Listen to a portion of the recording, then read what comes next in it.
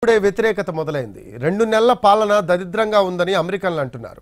సరైన డైరెక్షన్లో నడిపిస్తున్నారా అన్న అంశాలపై పోల్ నిర్వహిస్తే పని తీరు ఏం బాగోలేదని 52% మంది అమెరికన్స్ అభిప్రాయపడ్డారు. 48% మంది మాత్రమే పర్వాలేదని చెప్పారు. ఎలాన్ మస్క్ జాయింట్ ప్రెసిడెంట్గా మారాడని మెజారిటీ అమెరికన్స్ చెప్తున్నారు. ట్రంప్ అధ్యక్షుడిగా బాధ్యతలు చేపట్టి 2 నెలలు పూర్తిగా వస్తోంది. ఈ 2 నెలల కాలంలోనే అనుకున్న దానికంటే ఎక్కువ వ్యతిరేకతను మూటగట్టుకున్నారని సర్వేలు చెబుతున్నాయి. ట్రంప్ దూకుడుపై మెజారిటీ అమెరికన్లు పెదవి విరుస్తున్నారు.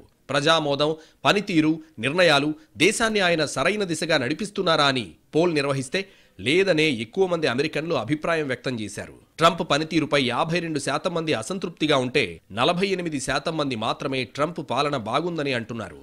ఫిబ్రవరి మధ్యలో సర్వే నిర్వహించినప్పుడు సైతం దాదాపు ఇదే ఫలితం వచ్చింది. ఉద్యోగులపై వేటు సహా ఆయన విధానాలకు సొంత రిపబ్లికన్లు 90% మంది సానుకూలత చూపారు. ప్రతిపక్ష డెమోక్రట్లు 90% వ్యతిరేకత తెలిపారు. స్వతంత్రుల్లో 59% మంది కూడా ట్రంప్ తీరు నచ్చలేదన్నారు. ట్రంప్ విధానాలు దేశాన్ని తప్పుడు మార్గంలో నడిపిస్తున్నాయని 45% మంది చెప్పగా సరైన దిశగానే దేశం వెళుతోందని 39% మంది బదులిచ్చారు. 15% మంది ఏ సమాధానమూ చెప్పలేదు. దేశం ఎదుర్కొంటున్న అత్యంత తీవ్ర సమస్యలపై ట్రంప్ దృష్టి పెట్టడం లేదని 52% మంది అభిప్రాయపడ్డారు. ప్రాధాన్యతలు బాగానే ఉన్నాయని 40% మంది అమెరికన్లు ఒపీనియన్ చెప్పారు.